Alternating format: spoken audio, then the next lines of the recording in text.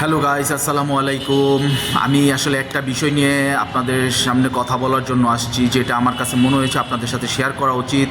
তো আমি যেটা বলতে চাচ্ছি, গত 2 দিন যাবৎ আমি অনলাইন প্ল্যাটফর্মে একটা বিষয় দেখলাম, যেটা আমার নিজের কাছে খুব খারাপ লেগেছে। আমার মনে হয়েছে আপনাদের সাথে এটা শেয়ার করা উচিত, আপনাদেরকে এটা নিয়ে কিছু বলা উচিত। সেটা হলো, আমি যেটা দেখলাম, দুই ভাই মিলে সম্পত্তির জন্য তাদের বাবাকে এমনভাবে আঘাত করেছে, এমনভাবে মেরেছে, তাদের বাবার রক্ত তাদের গায়ে লেগে আছে, একজনের গায়ে পাঞ্জাবি রক্ত দিয়ে ভিজে গিয়েছে। এই দেখেন তার প্রমাণ। তো আমি যেটা বলতে চাচ্ছি যে দুনিয়াতে থাকা অবস্থায় যদি তুমি এইভাবে সম্পত্তি কামাই করো, তোমার বাবারকে মাকে আঘাত করে তুমি সম্পত্তি কামাই করো, এই সম্পত্তি কি তোমার জন্য সুখ আনবে? এটা কোনো দিনই সম্ভব না।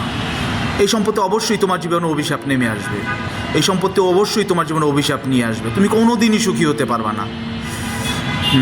তো আমি আপনাদের সামনে এই কথাটাই তুলে ধরতে চাই যে আসলে আমাদের মানুষ হিসেবে নীতি নৈতিকতা আমাদের কতটা নিচু হলে আমরা এই কাজটা করতে পারি। তো আমি অবশ্যই বলবো, আল্লাহ তাদেরকে হেদায়েত দান করুক, তাদেরকে আল্লাহ সঠিক বুঝ দান করুক। আর আমরা সবাই এর থেকে শিক্ষা নিয়ে ভালো থাকার চেষ্টা করব। আল্লাহ হাফেজ, আসসালামু আলাইকুম।